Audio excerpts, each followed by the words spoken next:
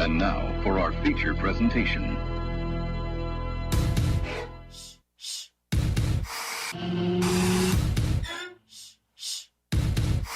You're listening to the JB and Goldwater Show.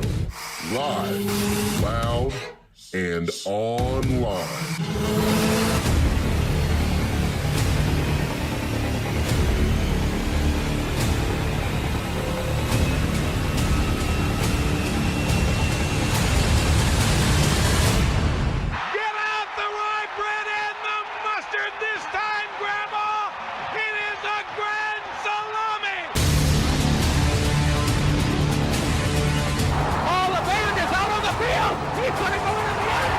Puts it up.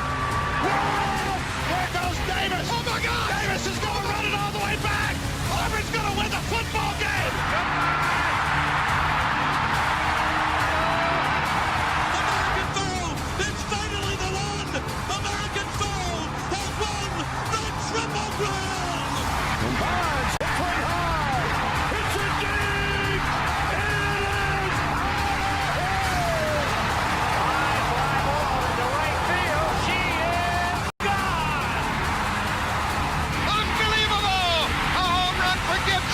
and the Tigers have won the game 5-4. I don't believe what I just saw.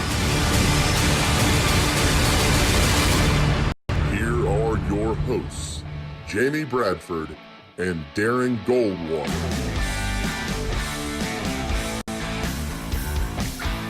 Good afternoon. It is Thursday, June 18th, and you are listening to the JB and Goldwater Show. If you've got us up on Podbean, we appreciate that. You can listen live there every single day. If you've got us on a video stream, thanks for doing that as well. We are live on Twitter. We are live on Facebook. We are live on YouTube. You can also find us at jbandgoldwatershow.com, and we've got plenty coming your way today. Jamie is not in today. He is out all week, and if you've been watching the show, you probably know that, and you probably also recognize Everett German because he was here on Monday and, I don't know, another time a couple of weeks ago. But welcome back, Everett. Yeah, thanks for having me. Always great to be hanging with you, Goldie. Always good to have you in here. It's like I'm jumping around Cougarville here. I had, different Cougars, I guess. I had I just lost my train of thought right there. So Jeff McCarriger, who had spent a lot of time with the College of Charleston Cougars, and you, the voice of the College of Charleston Cougars. That would be Cornhole Jeff. Cornhole Jeff, yes. He is on his way up to Erie, Pennsylvania this weekend. Wow. That is where Cornhole is this weekend. I mean, he's been really all over the country, starting in, Rock Hill, and then in Florida, and Vegas, Texas. Arizona. Yep. Yeah, so Yep. that's a nice little gig that he's kind of stumbled into. I mean, he's one of the only play-by-play guys working right now. Yeah, so that's a good point. So good for him.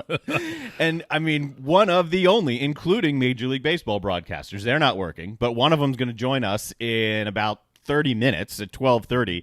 Jeff Arnold, who has a great story. I've known him for a long time.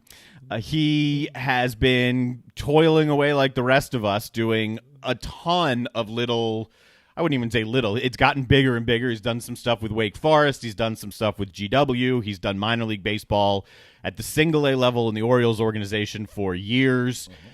And he just made the jump to the bigs from single A. So Jeff, who's my buddy, I haven't really actually talked to him since this happened, but it'll be an interesting perspective, right? You finally get your massive first break, and you're sitting here in the middle of June, and you haven't even started playing. That's a pretty good break to get, and that's kind of like the Tom Brady, Drew Bledsoe situation, just it's all about timing. Yes. And so to go from the River Dogs to the Yankees, if we were using the same equation, that's pretty good. And that's a very good analogy. It's the exact same thing. So Jeff joins us at 12:30. We'll talk a lot about baseball, whether or not there is or isn't a deal. Maybe the difference in life as Jeff Arnold now from when it was just a couple of months ago. We'll also talk to Scott Glaze. That's coming up in the second hour. Scott's the head golf pro at the Links at Stono Ferry. And we like to bring him on to talk golf, and he is great at doing that. He's like a natural, even though he does want to get out and play on the tour. He's trying to qualify for the PGA Championship when that comes here next year at Kiowa. But we'll be talking about the RBC heritage. Yes. For a little while, a former South Carolina golfer was in the lead, and Matthew Neesmith, he actually proposed to his now wife in front of that lighthouse at Harbortown. Uh-huh. That was a couple of years ago. For a little bit, he was in the lead. I haven't checked the leaderboard as of a few minutes ago, but I think Jordan Spieth has jumped on top. Spieth had 5 or 6 consecutive birdies after a wretched early start. I think he doubled or tripled something early on. But now Spieth is storming back. Another great start for Jordan Spieth. So we'll talk about that. And then we also have plenty to get to. We've got some news on South Carolina. Frank Martin probably just now concluding his Zoom press conference. Citadel, little bit of news there in terms of their athletes getting back. And the bigger topics, I guess. We've got Dr. Fauci back in the news talking football. NBA has a 113-page document, how to stay safe down in Orlando. All right. Maybe Zion Williamson is actually going to avoid talking about all of these allegations brought forth by his initial agency. And if he can avoid that, Duke avoids that. That would be a win for him. And Duke. For sure. And plenty more, obviously, that we can get to. I've been teasing this idea of TV rights because they really might switch in about 2 or 3 years. There will be a drastic shift. And I thought you could have some interesting perspective, seeing as you sell cable television. That I do. So we'll probably get into that. But where I really wanted to start today in this area is a big day. It's remembering the Charleston 9. 13 years ago, it was the Sofa Superstore. It was Savannah Highway, still is Savannah Highway, down in West Ashley.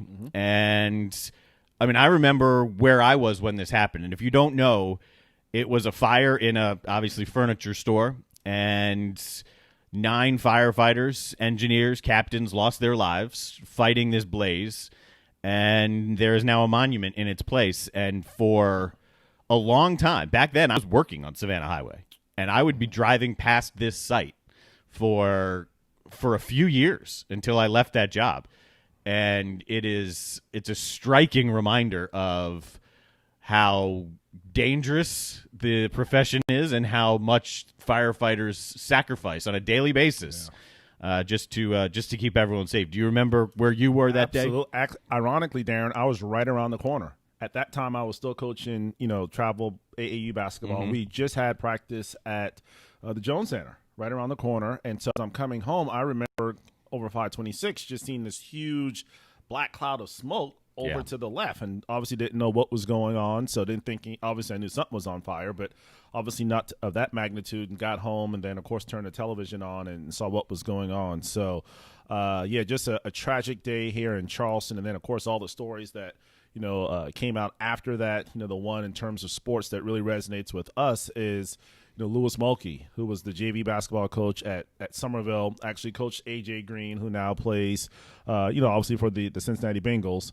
And if you just get a chance, go. I'm pretty sure it's still on YouTube. Gotta be. The 2-part series that Tom Rinaldi did on A.J., that Somerville team, how they, I'm not going to spoil it for you, but how they won the state championship, the controversy behind that, what they kind of did afterwards. So just go put in, Louis Mulkey or Somerville basketball, Charleston on, and I'm sure it'll come up. But, yeah, just a day, unfortunately, Darren, here in Charleston, June 17th and June 18th are 2 days that will always be with us because of the Emmanuel 9 and now the Charleston 9. Yeah, talked a little bit about the Emmanuel 9 yesterday, and the story, I don't know if you saw it, how Maria Taylor befriended one of the children of one of the deceased. Oh. And I shared the story. It's in the Washington Post. I'll go back here just so I can get the names right. Grayson Doctor is the daughter of DePayne Middleton Doctor, one of the 9 who were killed that day. Correct. Grayson was supposed to, and she spells her name Gracyn. Okay. So Grayson was supposed to either attend or virtually attend some symposium that Maria Taylor, who had just 2 years prior, had joined ESPN. And Grayson reached out to Maria Taylor and said, "I'm sorry, I'm not going to be able to attend. My mom has died." And it went a couple of back and forths. I don't know if it was texts or calls or emails or what. And then Maria Taylor realized, like, your mom didn't just die. She was at Emmanuel AME. Right. So a few days later, when the funeral occurred, Maria Taylor, unannounced, came down here and met Grayson Doctor and was at the funeral. Ah. And from there on, they struck a friendship. And Maria Taylor has helped Grayson get into Syracuse and start furthering her academic career. She helped with some of the moving expenses there. And Maria Taylor, in this article, and again, I encourage you to go back and read it. It's posted on the JB and Goldwater Twitter page. Maria Taylor said when she was initially approached about going on, was it First Take when she went on and had some very pointed comments about the riots when they had just started? It was, yes. I think it was First Take. I know it was obviously ESPN. Right. So some of the executives approached her and said, would you like to come on? And initially, she didn't want to. She didn't feel very comfortable. She didn't think that it was appropriate right away for her to be the one speaking out because the general fan base is for ESPN, based on, I guess, their numbers, is mostly white males. So she didn't really know how it would be perceived. And then she thought, and this is in her words, she said, if I don't talk, then what message am I sending Grayson? What am I telling Grayson if I don't talk? So that is what prompted Maria Taylor to go on ESPN and make some very pointed comments, and very good ones, that then became pretty much viral and one of the main voices that you heard. Yeah, just so many good things just came out of that unfortunate situation. Actually at my church this past Sunday, Chris Singleton was the I guess, I don't want to say featured speaker, but he kind of delivered the message and just, his words of how he handled it. And, you couldn't ask for a better, so to speak, front person in terms of showing people how to react to those types of situations than what, Chris did. So I think, between Chris and Maria and just all the survivors and, especially, Darren, what's just going on in this world today, with the racism and the, just between cops and just blacks and white. I mean, it really is a scary time where people need to kind of come together and, by all means, not judge people by color, but by character, and understand that, we're all human beings, right. And we have to kind of coexist. So, just a day, even there, my wife's birthday was yesterday. That's right. So, happy birthday, Megan. Yeah. So we were actually Darren down at Hall's Chop House. So we were literally right around the corner. Yeah. That night.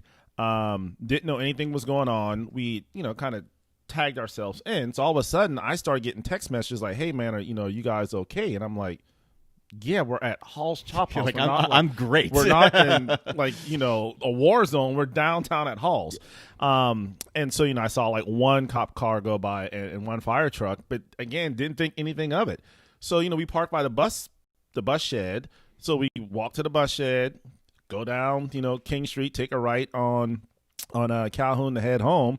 I mean, I guess I looked left right there by the, the Francis Marion Hotel, but I didn't really see anything, out of the dorm. Right. And so one of my buddies called and said, hey man, you need to get out of there. You got to be careful. He said, there's been a shooting at the black church. And I'm like, what are you talking about? He said, the black church on Calhoun Street. I'm like, there's no black church on Calhoun. I'm thinking the actual color of the church. Yeah. And so he's like, no, like Emmanuel. So I'm like, oh, okay. And again, I'm thinking a shooting, like one. And of course I get home and I see it. I'm like, how did I miss all of that?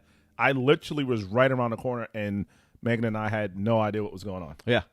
Jeff McCarriger was on yesterday, and his story was wild. He was with his kids, who were much younger at the time, and they were at Burton's, which is, if you don't know this area, it is in the Mount Pleasant area, but it's right on a main road, 17, like right on that road. So he was eating dinner and saw cop car after cop car after cop car, and realized, like, something is not right. And he ended his meal, and he didn't want to talk to his kids about, like, feeling of uneasiness that he felt, because he didn't know what was going on. But he ended the meal, got the kids home, and then realized what was going on. But tough couple of days in the Charleston area. Certainly makes you sit back and be I guess, thankful for what you do have, and remember how far we still have to go. Yeah, I mean, it's just crazy, and unfortunately, it all centers around violence. And I can't remember who did, but was it yesterday, Darren, or today is like the whatever anniversary of the O.J. Simpson chase. Yesterday. So June 17th. And I had seen this 30 for 30 before. Right. Did you see it last Yeah, that's right. I forgot about the 30 for 30. So there was this 30 for 30, and the title is June 17th, and whatever the year. So it was, let's see, it was I want to say like 94-ish. Wasn't it the Rockets were playing the Knicks for the, I guess that'd be NBA Finals. Yes, the Rockets and Knicks. The U.S. Open golf was going on because it always typically ends on Father's Day weekend. Right. And it was Arnold Palmer's final U.S. Open. So that was going on. So the fact that the Knicks were in the finals means Jordan was not playing. So when was he playing baseball? That 90? I want to say it was 94. I believe it was 94 that this happened. And not only were the Knicks playing, but just a couple days prior, the Rangers had just won their first Stanley Cup in like 40 or 50 years. And the parade was going on. Yeah, exactly. So a million things in the sports world were all coming together. And then there's this O.J. Simpson thing. And we all remember it. Right. But I think we remember, the Bronco chase, and we remember the story. But watching it back, like the crowds of people that converged everywhere with these, like, I love you, OJ signs. And interstate and the overpasses. And I'm like, wow. And converging around his house or estate in not Beverly Hills, but that general area. Brentwood. Yes. Brentwood. Right. It's wild just to watch it back and to see the TV cameras and to remember, like, okay, what happened before the chase, it wasn't just we think OJ did it. OJ was at home kind of going in and out, and there was allegations, and that's when the news started to really surround the house, but there hadn't been charges. Right. Then the charges were brought a few days later, a day or two later, and that's when the police had this press conference that said O.J. Simpson was supposed to turn himself in, and it was this time. Right. And then it was supposed to be this time, and then it was supposed to be this time, and we now consider O.J. Simpson a fugitive of the law. Right. Like, man.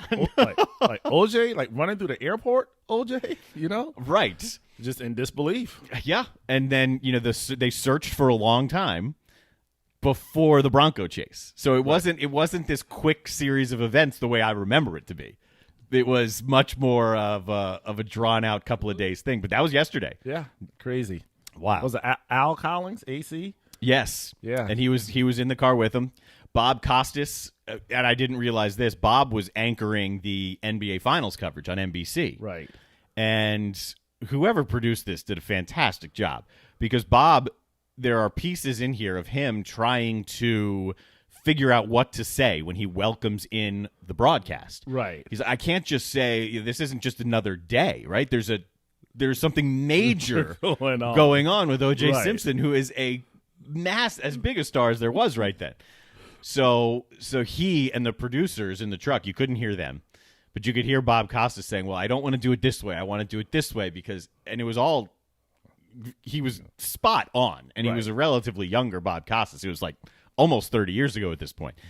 And he was, we're going to address it, and we're going to acknowledge that something's happening and that we have a job to do. The finals is being played, and we're going to cover it, and we will keep you apprised of any situation that's going on. And remember, they had the split screen. So you had like the chase on the left and the, Ewing against, Kenny Smith and, Robert Ory and Akeem, on the right side. So, yeah, it was just you'll just never forget like where you were when all of that was going on, and to just see the masses of cop cars, like it's almost something that you would see in a movie of the white Bronco and all of these cop cars, trailing behind it. So, that's just these are 2 days that unfortunately we'll never forget. Yeah, it's wild 2 days. Speaking of never forget, I don't know, Darren, I just have really small ears.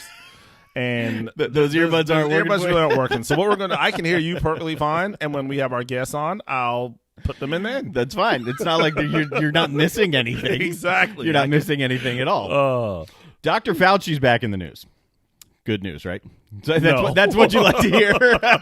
Not in this instance, no.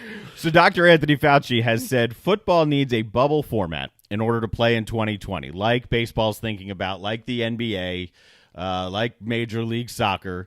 And he says if there is not a bubble type format, then he doesn't see how football can safely be played. And certainly if you're in the NFL, you've got the resources that you can, to some degree, create that type of a bubble. To some degree. In college football, there's absolutely no way. Absolutely no way that you can create that type of bubble. So Fauci is back in the news today saying that as a couple of cases are popping up on college campuses, but the colleges are still moving forward. They just announced yesterday their 6-week return to play proposal. It's like 2 weeks of enhanced summer training, as they call it, and then into your 4 weeks getting ready for football.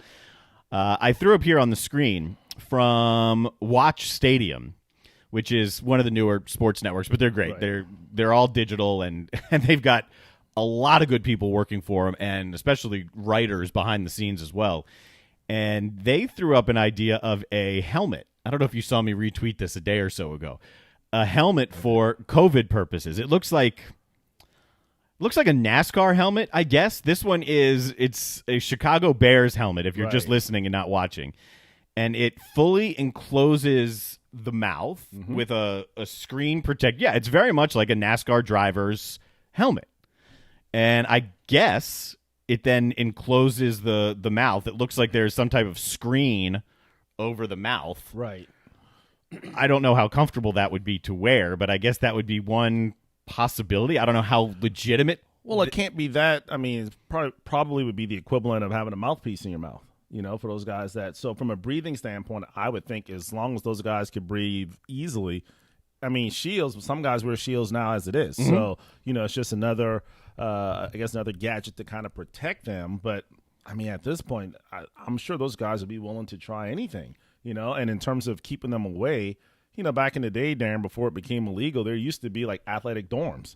So, you could put all your athletes in a dorm, and that way you can make sure it's clean and sanitized. And, then they go, even if you have to, they've been doing virtual learning. Yep. So, okay, instead of athletes going to class, they do everything virtually. And actually, it might be better for them because then you would know they would, have to pay attention, go to a study hall, a designated area, and they go from there to the field and, kind of that be their life. Yeah.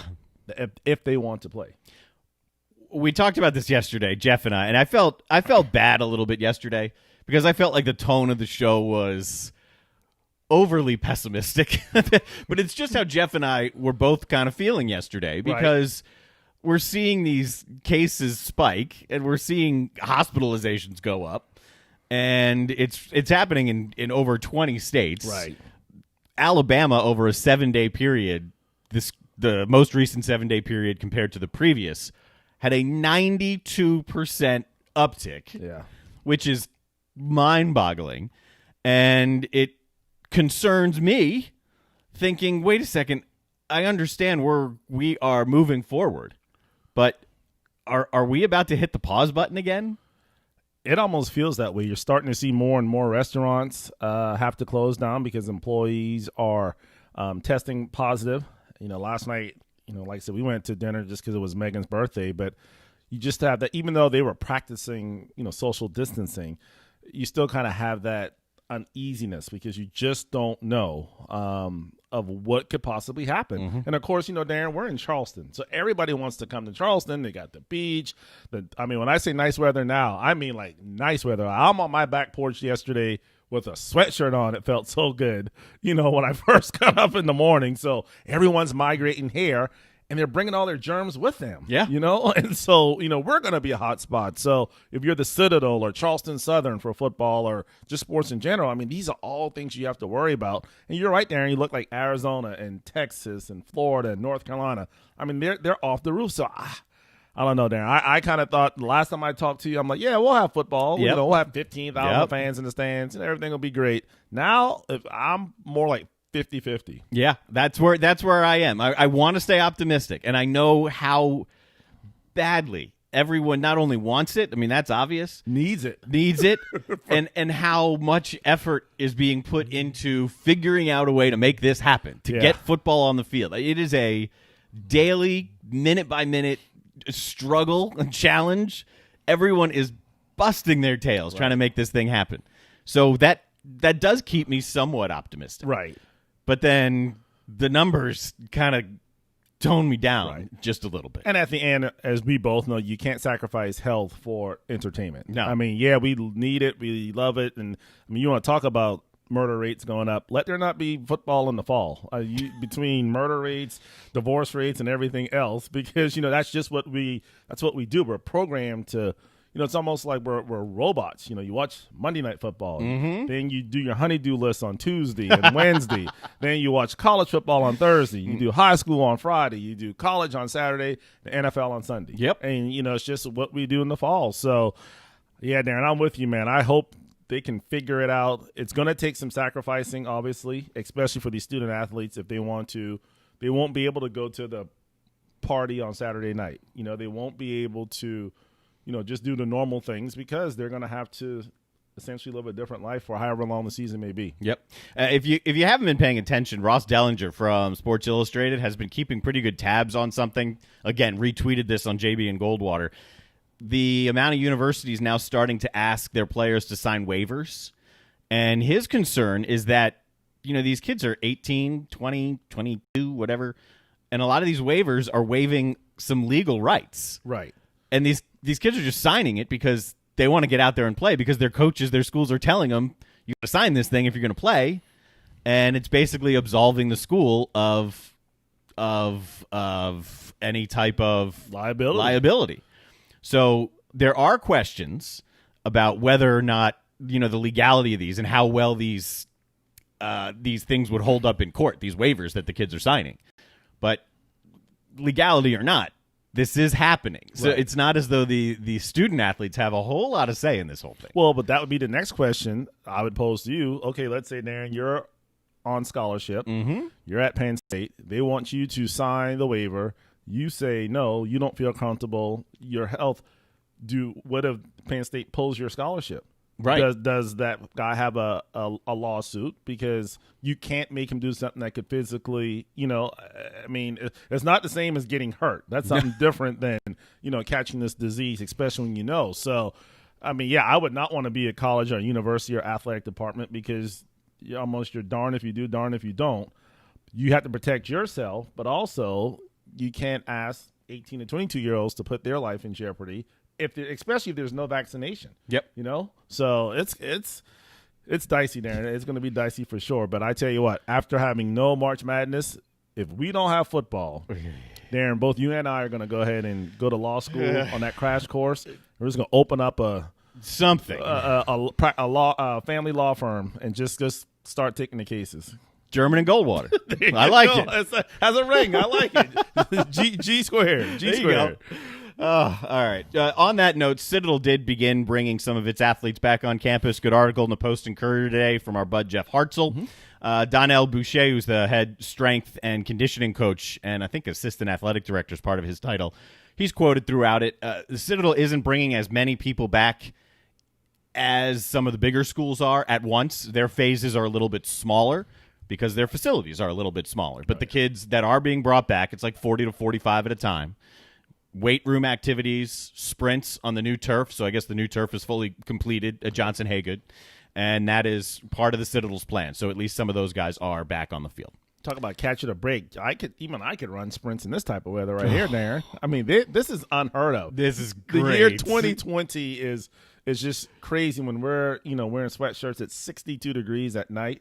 I mean, it just windows up. It just feels so good right now in Charleston. Like, I know that I've lived down here for almost 20 years.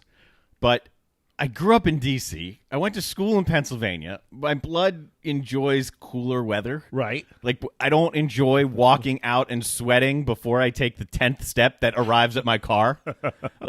That's not fun for me. No. And especially, Darren, for us in sales, you have to take an extra dress shirt with you to work because you're going to sweat through your one, when you go out in the middle of the afternoon. Or just in the morning when you go to work. And when you get out the shower, you're like, didn't I just dry off? And you're, sweaty again. So, yeah, I could live with this for sure. All right. Someone else who can live with whatever's going on right now is Jeff Arnold because he just got one of his dream jobs, probably a dream job. He's been in the Orioles organization for a long time at the minor league level and is now part of their broadcast team. Regularly will be heard on Orioles radio as the play-by-play announcer. Will also do some work for Orioles on MASN, which is their television network. And we are going to talk with Jeff about the return of baseball. How close are we actually, and his path when we get back. DB's Cheesesteaks, the tastiest, juiciest, and now award-winning cheesesteaks in the Low Country. DB's Cheesesteaks delivers, and not just in quality. Download DoorDash, Uber Eats, or your delivery app of choice and have it dropped off at your doorstep. Original chicken, buffalo chicken, even pizza cheesesteaks. Not to mention incredible cheeseburgers, massive hot dogs, and dynamite hoagies. It's all there for you and your family. DB's Cheesesteaks in West Ashley. dbscheesesteaks.com.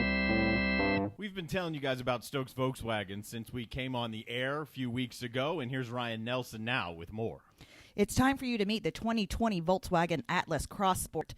This is a wonderful midsize SUV, a luxury family ride that offers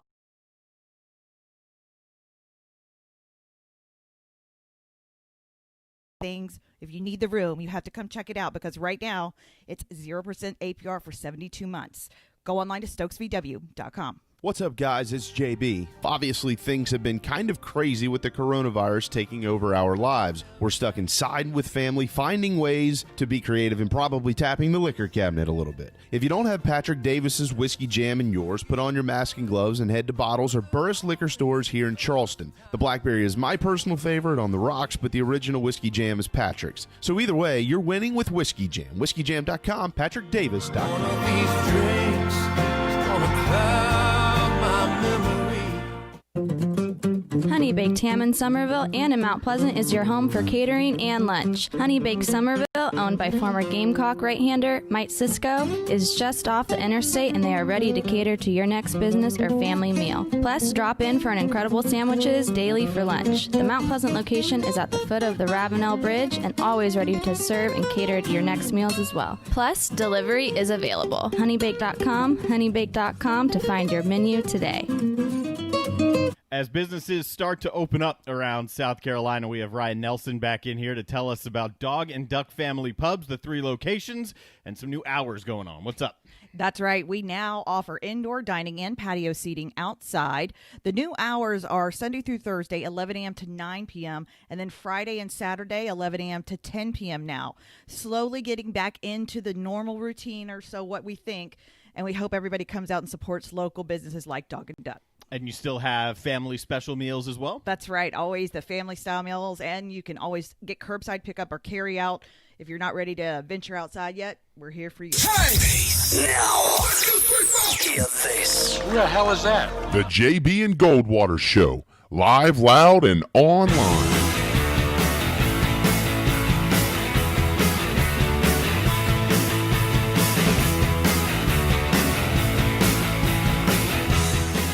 Welcome back to the JB and Goldwater Show. A little bit after 12:30 here on this. I was about to say Monday afternoon. That would be unfortunate. It is Thursday afternoon, and as promised, we are going to head to our Skype phone lines here and bring in Jeff Arnold, who is one of the brand new voices of the Baltimore Orioles and a longtime friend of mine. What's up, man? How you doing?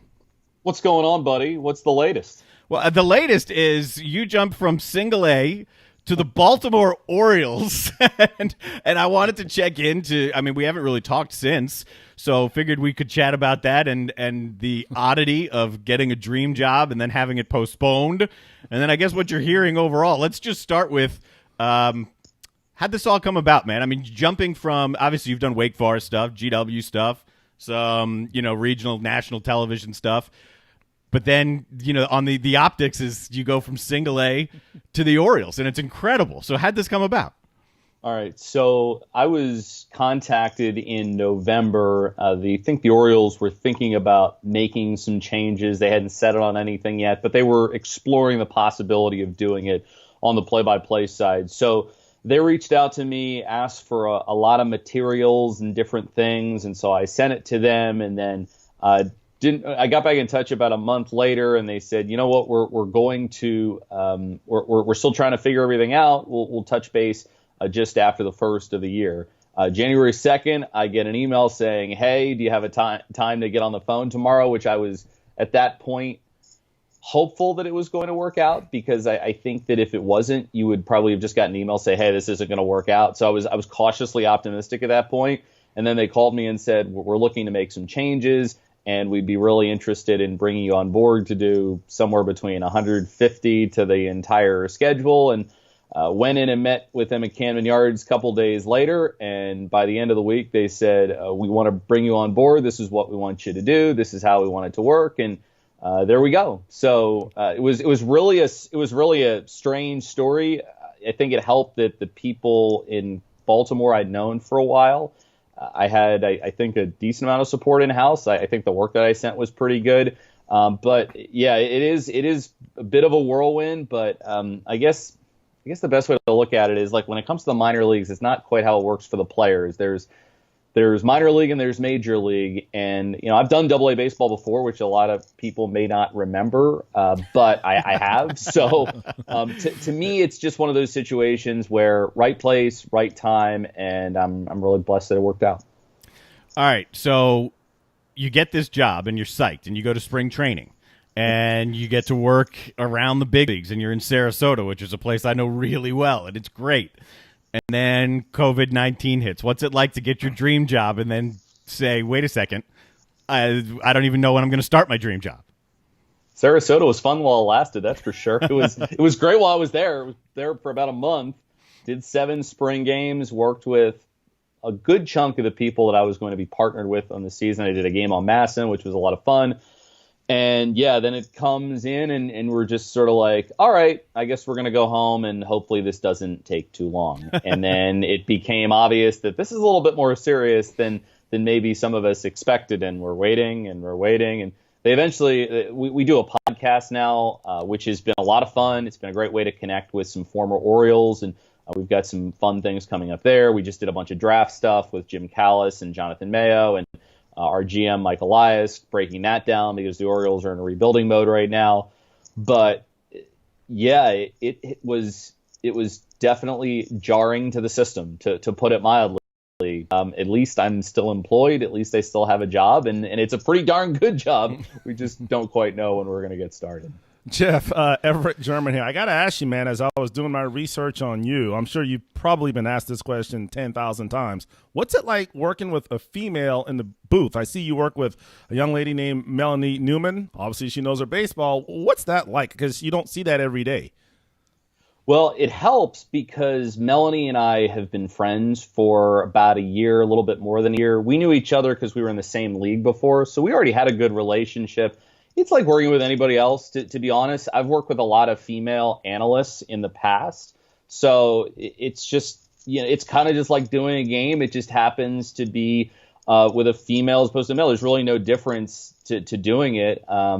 It just, I think the biggest thing about her is a lot of people make it out to be just very historic, and don't get me wrong. I mean, she's the only person who's doing any type of play-by-play who's female in the major leagues consistently. I mean, I think she does about 50 games, and then she does sidelines and some other things. But I think the way she wants to approach it is just, I'm just like another broadcaster. I call games, I do my job, and let just everyone see what I can do. And she's just she understands, I think, what it means. But I think she also understands that at the end of the day, she's just a broadcaster calling games like anybody else. So what are you hearing about baseball here? Because yesterday it seemed as though we are finally moving in a good direction, right? There's a rumor that wasn't true that a deal was struck. And then we hear from Rob Manfred that, that he and Clark met and maybe there's a framework. And then now there's kind of more back and forth saying, well, he said, she said, basically. What's the word you're hearing from inside the Orioles organization? How many games? When's it going to start? And what's spring training look like? To be very honest, and this is what I've heard from other friends with other teams, we all kind of know what everyone else knows. And that's the type of deal. Like, everyone's still trying to figure it out. I don't think there's a whole lot of inside information when you consider all the leaks and things that have happened over the course of the negotiation. But to me, there's going to be a season. How many games is it going to be? They're still trying to figure it out. The way that I interpreted the report yesterday was I was never under the guise that there was a deal in place. I was under the impression that they were close to a deal. And it still seems like they're in a pretty good spot. They just have to figure out the total number of games. But my concern now, if you get the money worked out and all these other things, now how do we go back to the COVID concern? Because you're starting to see spikes in different states. Fauci comes out today and says there may not be an NFL season. Now we start to go back into the COVID crisis again and what it is going to mean for getting started. I still think we're going to play. I think there are probably contingency plans in place for teams that are in hot zones. But to be very honest, I would say that we all kind of know just about the same thing. And if yesterday is any indication, there is going to be a season. It's going to be shorter. And I would still guess it's going to start at some point in July, probably the end of July at some point. But that knowledge is just kind of based on piecing everything together, because I think everybody is still trying to figure it out. And depending on who you're talking to will probably color what your opinion is on the whole matter. All right, Jeff Arnold's joining us. If you're listening just on the Podbean app, we appreciate it. If you're watching, you can see that. Jeff is a first-year broadcaster for the Baltimore Orioles. When you do actually get back to playing, I grew up in the D.C. area, and the Nationals, who are my guys now, didn't exist. So I was going to Orioles games. And I remember Memorial Stadium, and I remember, the Cal Ripken stuff, and I have plenty of unbelievable memories of Camden Yards, like Griffey and the home run derby hitting the warehouse, and it still is one of the best ballparks in the country. When the season starts, let's just have some fun and assume. What are you looking forward to most about calling a game in Camden Yards? Well, number one, seeing baseball again, as simple as that sounds. I've been with my parents for a large part of this, and it's been fun to hang out with them for a couple of different months. But they have got to be ready to get me out of the house. I mean, we've got to be getting to that point pretty soon. It'll just be nice to do baseball again, as simple as that sounds, to see Major League Baseball and to call it and to be able to chronicle it is something that I've always wanted to do, and the opportunity to do that will be great.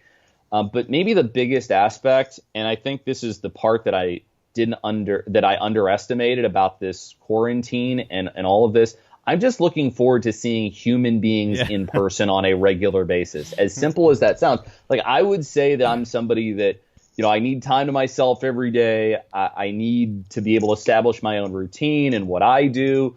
But I'm also not somebody that is totally comfortable with being on an island for an extended stretch of time, which is what we've all kind of been in while this whole thing has been going on. So being able to see friends of mine and also to be able to meet some of the people that maybe I've watched or followed in the past, and to get to meet them and interact with them. I don't know how much of that I'm going to be doing this year, because it seems like we would probably do road games from a studio, but going forward, doing that and seeing ballparks from other major league cities where I've never been to before, that's probably at the top of the list. Yeah, I was going to ask you that, because you're in your early 30s, and even though obviously you're a professional, and that's why you're the voice of the Orioles, but it's got to be not necessarily intimidating, but pretty cool to meet some of these announcers who you've seen on television, listened to actually be on the same level with them. That's going to be pretty cool, I would imagine.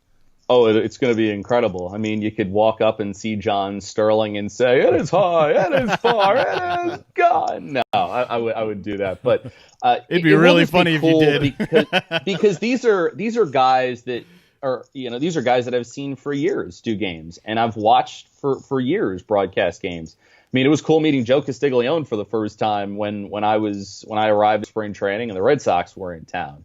Getting to meet some people from other teams that might be bigger name broadcasters. Like I'm looking forward to meeting Dan Shulman for the first time. That's going to be pretty awesome, because he does some Blue Jays games, and Tom Hamilton, who does the Indians. I've really wanted to meet him because I love the way he does games. So just to meet some of those different types of people, and then also to connect on a more frequent basis with friends of mine who work for other teams. That's going to be the coolest thing. And it's strange to say that they're colleagues now, but they are, and that's pretty awesome. Are you the youngest broadcaster in the league now? Do you know that? I don't. I I think kind of depends on how you interpret it. Like, I think in terms of like age, full-time broadcast. Well, it's like, full-time play-by-play broadcaster in the big leagues. I'm on the young, I think I'm probably one of the youngest 2 or 3. I think like across, my brother was telling me this, I think across all these major league sports, like I'm probably one of like the 6th youngest or something like that. So yeah, definitely in the younger group. Dude, that's pretty awesome. You just rattled off a couple of names. Who were some of the guys that you patterned yourself after coming up?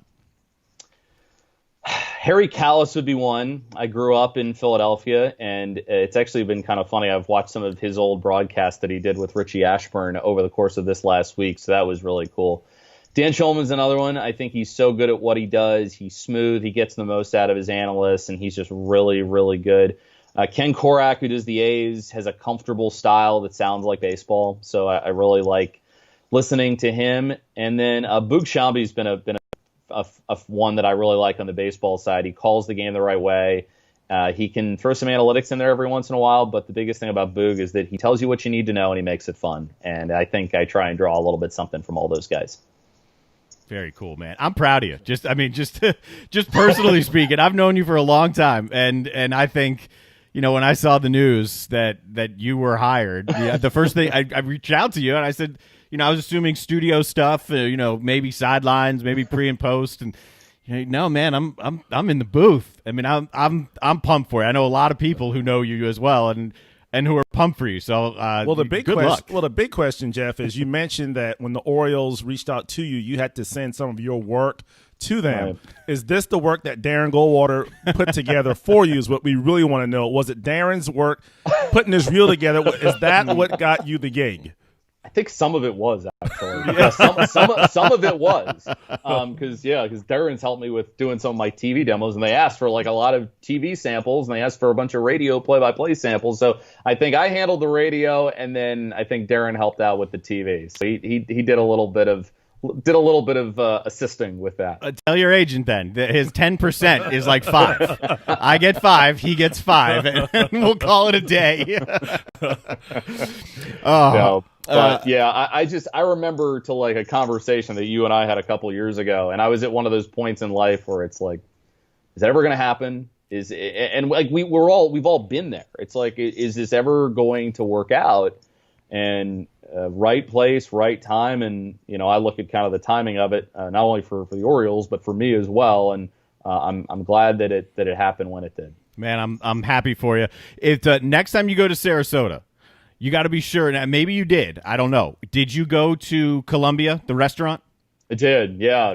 In St. Armand's. Yeah. Absolutely awesome place. The 1907 or 5 salad. Yeah. Absolute gem. I went to Siesta Key. I went to Longboat Key, which is great as well.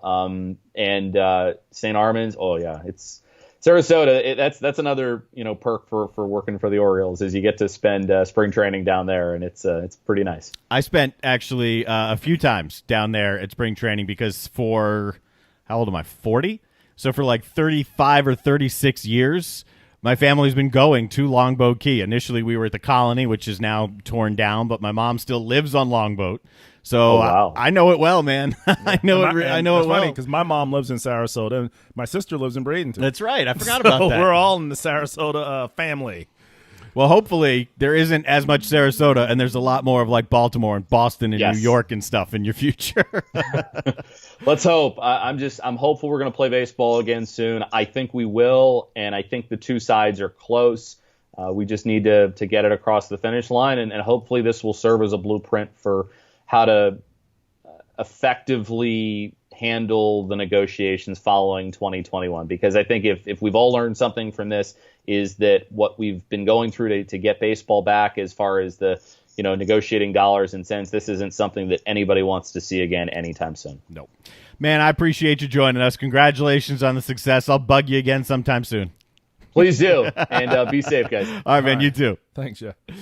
All right. That is Jeff Arnold, one of the new voices of the Baltimore Orioles. I mean, really cool story. It really is. It's one of those success stories, really, that you don't regularly hear about. Sometimes you see these young guys coming out of college, like Adam Amin. We had him on earlier this week.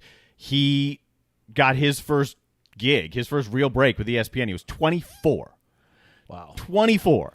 So Joe Davis is similar. Carter Blackburn. I mean, the three of them really came in together from a play-by-play standpoint as like the young bucks. Right. And there just aren't very many young guys that have broken in again since, like those guys did. And you have to respect those guys because it sounds like they literally earned it. Now, there Yes. are. I'm not saying that some people don't, but I know as soon as I say it, Darren, you remember. Just graduated from Syracuse. Dad's big time. He's Eagle. actually the Noah Eagle, Ian Eagle. Yeah, for the LA Clippers. Yep. I mean, so you have to think if his last name was Goldwater or German. Not that he's not a good broadcaster, but it helps to have those types of connections and that connection. So, but for these guys, yeah.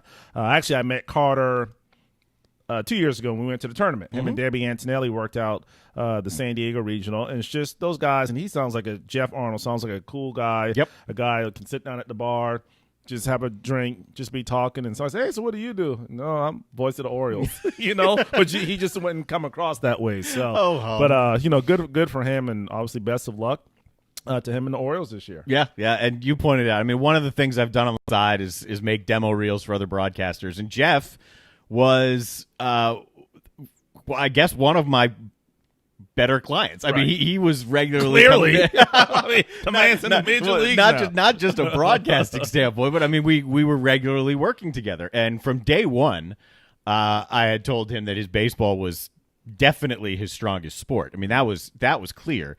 But he was getting better and better. And I remember the conversation that he referenced because, look, the play-by-play business sucks. There's no other way around it. It is so hyper-competitive. Yeah. There are so many people that want to be in. There are so many good broadcasters, and it's a really tough thing to break into. And there are lots of times when you can sit back and say, "What am I doing? Is this ever going to work?" Right. And to be fully transparent, one of the reasons this show occurred is because I'm thinking, look, I've had a great run. I still will do some play-by-play, but am I going to call, Monday Night Football? Probably not. Well, and you think about it, like you said, Darren, all these young guys coming out of college, these networks, especially now with the current financial state, for the most part, people don't tune into a game for the announcers. Mm-hmm. So if I'm a exec and I say, okay, Darren Goldwater is 5-star, he's A+, but if I get him, I have to pay him, let's just say $2,000, or I can get Joe Schmo out of college who's not Darren Goldwater, but he's good enough, and I can pay him $1,000. Well, what are you going to do when you have to look at that bottom line? And these kids are coming out of college with hundreds and hundreds of games of experience. Right, exactly. So from that standpoint, then, yeah, and of course, as you know, Darren, also now the new trend is just location. Yeah. They don't want to have to fly, and I don't know, as broadcasters, if you want to fly across country to call a game, when they can say, hey, Darren, go in your man cave. Here's the feed. Here's the stream. We just want you to call it from there. It's just a different the way things are going to be done in the future, even from a broadcasting standpoint. Yeah, and I mean, I had an opportunity with a conference network that was very close, but I don't live in that area. So they had trouble getting me. I mean, the way it works, they're not just going to sign you. They're going to give you a couple of games here and there and then see if they like you. Right. But it was hard to get me a couple of those games because when you're just trying to get in, financially speaking, they're not just going to travel you wherever. Right. So to this point, I mean, those plane tickets aren't free, and then you have to pay for hotels and per diem and cars. And I've always admired what you've done, Darren, because you definitely have put in your time. And there'll be times we talk during the fall, and I say, "Hey, where are you going?" And you'll describe someplace to me in middle of Oklahoma. I'm like, "Yeah." Just make sure you maybe text me the address, so just in case you come up missing, we'll know where to start. But you've definitely put in your time. I think of that one story where I think you called a game. It was maybe a 4:00 football game, got done, drove like 2 hours that same night to catch a flight the next morning to go to your next assignment. And I'm thinking, I've done that a wow. few times. Yeah, exactly. I'm thinking that's somebody who's putting in their time and, obviously, just trying to make the most of it. So we'll see. Speaking of planes, cars, travel, expensive stuff. Trucks and automobiles. Zion Williamson. Now, I don't know if that's a fair transition or not. Good segue. But so Zion is not going to have to testify. It looks like he will not have to answer the questions of this lady Ford down in Florida, who was the initial agency. Now he's with CAA. The initial agency wants $100 million. You've probably heard this story many times because it's been recycled many times. And they put out this list of questions they want Zion to answer. Not necessarily allegations, but some very clear questions. Like, did you or your parents ever accept money? Did you or your parents ever accept housing? Things like that. Those are yes/no questions, by the way. You don't really have to elaborate. Right. Yes. So he has avoided, to the best of his ability, answering these questions. It looked like for a time that maybe he wasn't going to be able to avoid it. But now the state of Florida has issued a permanent stay. So if this is going to happen, it won't be in Florida. It'll be in North Carolina. And it doesn't look like it can happen in North Carolina. So it looks as though Zion Williamson won't have to answer these questions, which is going to favor Duke more than it's going to benefit Zion Williamson. Absolutely, because nothing's going to happen to him. I mean, he's in the NBA. But from a Duke standpoint, and the NCAA, of course, they don't really have to do anything because, the feds and all, they're doing it all for them. And honestly, listen, I mean, this would be real, Dan. You know, the NCAA, they don't want to come down on Duke or Kentucky or Kansas or Chapel Hill because that's just the blue blood. That's their bread and butter. So once again, it looks like Mike Krzyzewski is going to escape having to. And I don't want to make it sound like he knew about it, although I think it would be kind of hard for him not to know about it. I mean, when you have that type of player, like you have a NCAA compliance person just for him because you don't want to, be zinged or popped. And, of course, R.J. Barrett was there. They had a really solid class. So, yeah, he looks like he's going to dodge a bullet at least right now. At least right now. And I don't know what's going to happen at Duke. If he never has to testify, they're going to be there in the clear because Duke has already basically been, cleared of anything. But with what just happened at Oklahoma State, with what seemed relatively minor, all things considered, when you take Kansas and LSU and the NCAA, if they came down like that on Oklahoma State, I know they don't want to come down on their blue bloods, but they might just have to right now. Right. Because everyone knows people are cheating. I mean, it's not like it's a secret, So from that standpoint, they just – and speaking of Oklahoma State, I'm sure Mike Boynton's thinking, thank you, Coach Gundy. I appreciate it because you now put Oklahoma State men's basketball on the back page. So we appreciate that. Thank you very much. And Boynton got there, and he got the best recruit in the country. Exactly. And now I think he backed out of his commitment. I think he did because he doesn't know what's going to happen. Right, and he is allowed out because of the sanctions. Right. That's one of the outs in the. So wherever he ends up, that school will be looked at because did they pay to get him? So it's just one thing after another with college athletes. But right now, we just want to have college football and college basketball. I don't care, pay them all. Just make sure we have something to do in the fall and the winter. Couple of news and notes that we'll just get out of the way here before we get to the top of the hour, when we will have our national anthem, as always presented by Patriots Point Naval and Maritime Museum. Fran Dunphy has been named the new athletic director at Temple. So he was the coach at Temple. Yeah, he's a legend. So they bring him back. Nice. Which, I mean, an AD's job is basically to schedule games and raise money. And his basketball coach, if I'm not mistaken, is Aaron McKee, who played for the Sixers and also played at Temple. I believe so. Yes, I believe so. Just took over maybe last year or 2 years ago. Yeah. So that's good news for Temple to bring in a name like that to lead your program. ACC football media days, they're going virtual.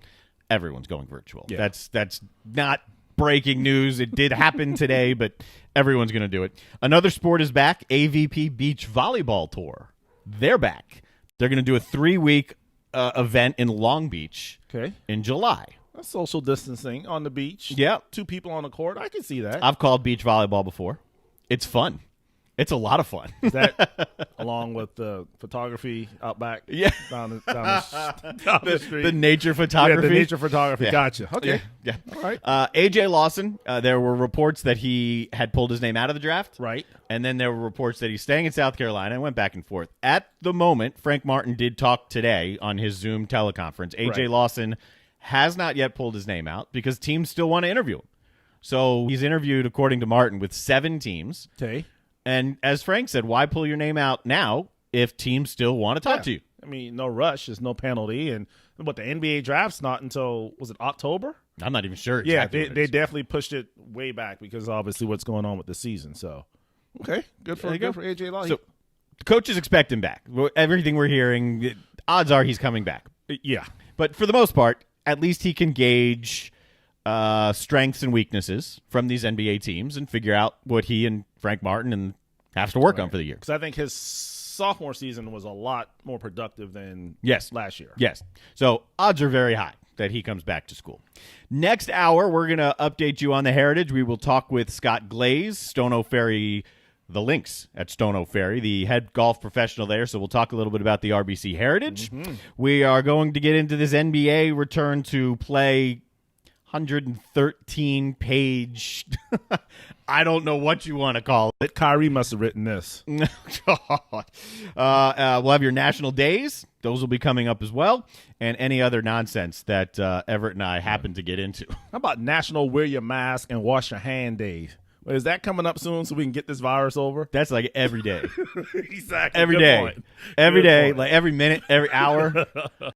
I mean, if you're... What I do laugh, though, at reporters when, like, you can wear the mask and then, like, kind of pull it down and talk. I can't hear you if the mask is on, and Right. nobody is directly within your 6-foot radius for the most part. Yeah. And most are pulling it down. Point that out. But look, Where's the prop? It's a day and age, right? That's Exactly. where we are. You do what you got to do. JB and Goldwater Show. We're live. We're loud. We are online every day, Monday through Friday, and we are back for the second hour on Thursday. DB's Cheesesteaks, the tastiest, juiciest, and now award-winning cheesesteaks in the Low Country. DB's Cheesesteaks delivers, and not just in quality. Download DoorDash, Uber Eats, or your delivery app of choice and have it dropped off at your doorstep. Original chicken, buffalo chicken, even pizza cheesesteaks, not to mention incredible cheeseburgers, massive hot dogs, and dynamite hoagies. It's all there for you and your family. DB's Cheesesteaks in West Ashley. dbscheesesteaks.com. We've been telling you guys about Stokes Volkswagen since we came on the air a few weeks ago, and here's Ryan Nelson now with more. It's time for you to meet the 2020 Volkswagen Atlas Cross Sport. This is a wonderful midsize SUV, a luxury family ride that offers class and style. You can pack in the team with a third back row. You could cross your legs in the back seat and so many other great things. If you need the room, you have to come check it out because right now it's 0% APR for 72 months.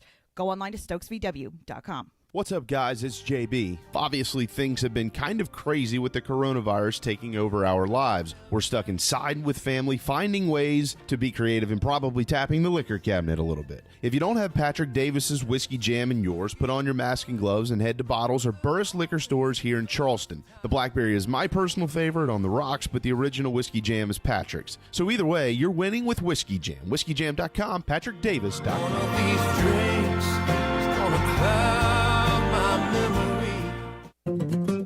Honey Baked Ham in Somerville and in Mount Pleasant is your home for catering and lunch. Honey Baked Somerville by former Gamecock right-hander Mike Cisco is just off the interstate, and they are ready to cater to your next business or family meal. Plus, drop in for an incredible sandwiches daily for lunch. The Mount Pleasant location is at the foot of the Ravenel Bridge and always ready to serve and cater to your next meals as well. Plus, delivery is available. Honeybake.com to find your menu today.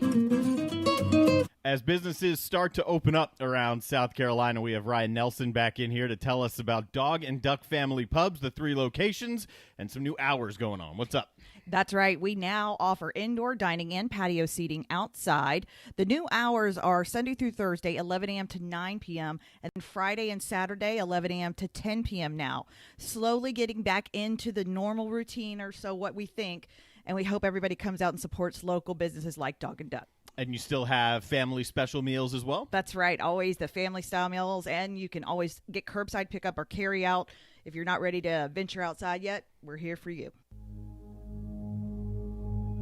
Patriots Point proudly presents the national anthem of the United States of America.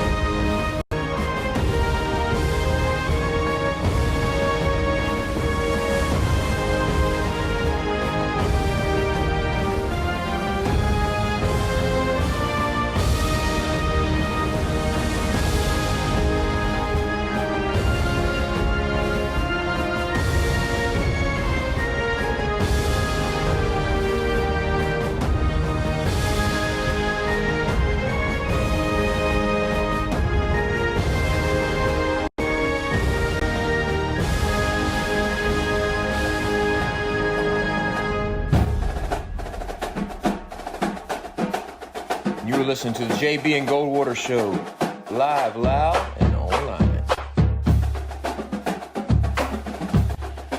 Live, loud, online, Monday, Tuesday, Wednesday, Thursday, and Friday from noon till 2 every single day. The JB and Goldwater Show. And we should tell you that we're proudly presented by DB's Cheesesteaks as well. If you're hungry, we encourage you to go to West Ashley, pick up some DB's Cheesesteaks. If you don't want to go to DB's Cheesesteaks, you can order it with any one of the billion delivery apps that are on your phone. You can get them with any one of those. Jamie always is a champion for the buffalo chicken cheesesteak. And knowing me, as much as he talks about that, that's going to be the first thing I eat when I go to DB's Cheesesteak. In today's times, people looking for money, Darren. I'm about to launch that e-dog delivery service. Yeah? You go pick me up some It might DB's cost you $100 cheesesteak. to have it bring it to you, but hey, it's Look, the convenience. If you're going to bring it to me, then I've paid for a lot of weird things just to have it brought to me instead of actually having to do something. Convenience. DB's Cheesesteak, you can find them online. You can find them on Twitter. That's relatively recent. I think like last week they joined Twitter. You can also find the menu online, order there. You can order it and pick it up if you want to go. You can eat it there, I believe, and then also you can have it delivered. We were talking baseball, and so let's have some fun here for just a second. All right. Odds have been released by our guy, Rafael Esparza, who we will talk to tomorrow, in fact. We'll talk to him tomorrow at 12:30, our Las Vegas insider from mybookie.ag. And I just put him up on the screen here. You can't see that unless you have a screen right in front of you. But he hesitated for a long time to put up odds on Major League Baseball because he really just didn't know if they were going to play. So up right now, if you go to mybookie.ag, the number of games that will be played during the 2020 season, 51 to 65 is minus 160. So the betting favorite is somewhere between 51 and 65. The best proposal that I have seen is a 66-game schedule, personally, because that allows everything to balance out very, very well. Jason Stark, find him, covers baseball as well as anybody. He put it out on Twitter. 66 games or more is plus 350. That might be a pretty good value right now. No, when you say we're talking regular season, correct? Yeah, regular season only. Gotcha. So the proposal that's floating around right now is 60. But in that proposal, there is room to go back and forth. It seems like right now where we are with baseball is a matter of games. How many games are we going to play? So right now they've proposed 60. We're probably going to see somewhere between 60 and 70. So if we get above 65, that's plus 350. If we fall between 51 and 65, it's minus 160. 50 games or less, that's just not going to happen unless everything implodes. But that's plus 230. So we need to know how the guys are paid. Are they paid by the game? Is it what does that look like? So where we've been is they came to an agreement in March. And then the whole public back and forth was the owners trying to back out of this agreement and saying, well, we don't want to pay you what we agreed to pay you. And the players have said, we're not even going to discuss anything because this is what we're going to get paid. We're going to get paid our prorated salary, as we discussed, and anything else, until you want to acknowledge that, we're not at the table. Yeah. So the people that have blamed the players are blaming the wrong side because it's the owners that have created this public back and forth. So we have a pretty good idea of what they'll make in their prorated salaries. It's just a matter of they could make some extra money if there's a postseason, if there's a World Series. There are ways that there's a bigger pool of money because there's a possibility they play and then stop, and there isn't actually a postseason or a World Series. Right. And plus, obviously, how the owners make their money in terms of games aired, because then I'm thinking if you have a small, limited window, we'd probably see more doubleheaders. Yeah. And trying to, maximize because, again, if I can get 2 games on one day, that's extra revenue for me. Right. So, yeah, I think I'd have to take that 65 plus because, I mean, if you're going to do it right and make as much money as you possibly can. Yeah. The plus 350, I like that one. Will there be a regular season? Yes and no. Yes is minus 300. No is plus 200. There's not a ton of value there. Yeah, no. Because there's probably going to be a season. Will there be a World Series? That's up for debate, right? Because we might get there. We definitely might get there. We also might play and not get there. Exactly, because of the virus, which has us in this situation. So yes is minus 200 there. No is plus 160. We'll have plenty more odds and action and stuff like that when we have Rafael Esparza on tomorrow. We will talk to him about that. We'll talk to him maybe about some of the golf odds. He throws up golf prop bets all the time. And I'm sure they will be adjusted. Whatever they are right now, they'll have to be adjusted after the first round. Right now, where we stand, let me refresh this leaderboard here for you, which I should have done before I said right now where we stand. We got a tie at the top. In the clubhouse, Ian Poulter is 7 under. He went 64 today, playing the 17th hole, which is actually his 8th, the 8th hole on the course. He started on the back 9. Mark Hubbard is 7 under. He is also tied. Victor Hovland, Sebastian Munoz, Michael Thompson, all tied at 6 under, 1 stroke off the lead. 2 strokes off the lead is Matthew Neesmith, who is a relative youngster on the tour. He is a South Carolina Gamecock grad. He proposed to his wife in front of that iconic lighthouse at Harbor Town, and he goes and shoots 5 under par. He's in the clubhouse, tied with Jordan Spieth and Tony Finau. Wow, that is a group right there at 5 under par. So they're in the clubhouse at 5 under. Daniel Berger, who captured last week's first tournament back from the virus, he's at 4 under. He's in the clubhouse. Brooks Koepka is tied with him in the clubhouse. Same with Ricky Fowler. A lot of guys are done, huh? Yeah, that's what I'm looking at as well. CT Pan, who hit the ceremonial tee shot in that plaid jacket with the cannon going off. He did that, I think, yesterday because he had previously won the tournament. He is at 3 under par. In fact, CT Pan, I missed this story the other day. CT Pan withdrew. Let's see if I can find this in my notes because it was a really cool story about CT Pan that I never actually got to. And what happened was Pan went to a tournament in Texas. Right. Then he withdrew. And no, you know what? Here's the right story. He withdrew from the PGA because that was the tournament that was called off when COVID hit. Okay. Then, that was the first time he'd ever withdrawn, and it was a tough decision. Goes and plays the Colonial last week in Texas. And in order to come and play here in South Carolina, the way they felt safe as doing it, they jumped in a car and drove, he and his wife, who is also his caddy. So they drove from Fort Worth, Texas to Hilton Head, however long that is, in order to make it for the Heritage. Wow. Yeah.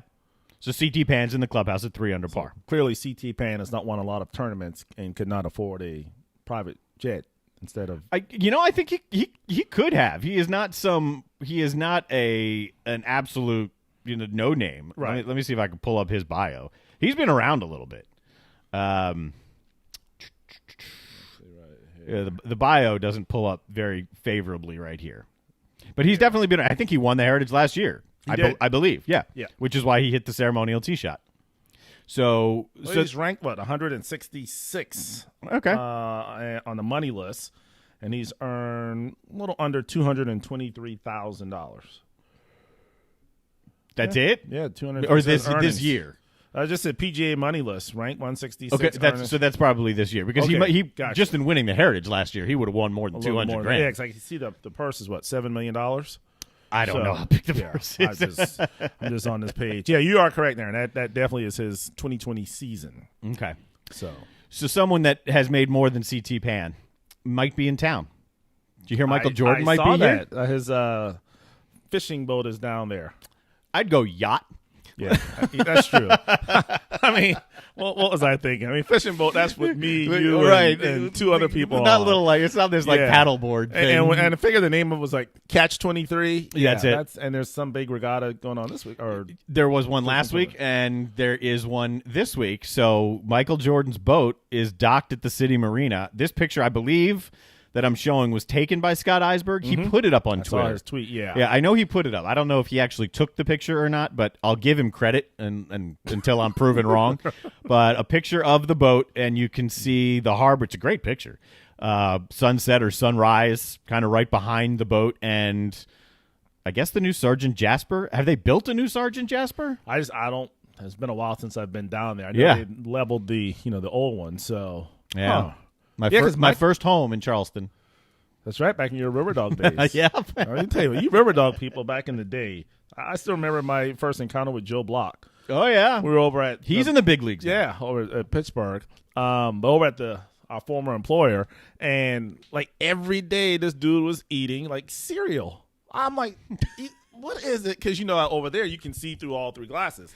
So I'm like, and I'm running the board for the Braves, and he's doing, running for the River Dogs. And I'm like, so finally I just say, hey, man, do you really love kicks? And then he told me, the arrangement for the announcers. I'm like, man, come to my house this weekend. We're having a cookout. Let me get you a burger, a hot dog, or something so you don't have to eat cereal every single day. So I don't remember the exact agreement I had with the River Dogs as an intern, but that's what moved me down to Charleston. Right. If you're looking at this picture, by the way, it's about to go away. The building off to the back right of the boat is essentially where the Sergeant Jasper building was. Right. It has now been taken down because if it wasn't taken down, it probably was going to fall. And I was given an apartment in there. That was part of the deal. My apartment, that's loosely worded. It was no joke. I'm looking around this room that we're in. It could have been smaller than this. Okay. It certainly was not bigger. It was a studio. I had a bed. I had a fake Walmart lazy chair, like Lazy Boy, that was plastic. And one of the first things when I met my now wife, Ryan Nelson, it's one of the first things that ended up in a dumpster. So I had that. I had a TV. Right. I had a refrigerator and microwave in the closet because that's the only place that it fit. All right. And thinking a hotel room here, but okay, keep going. Yeah, think of like a half of a hotel room.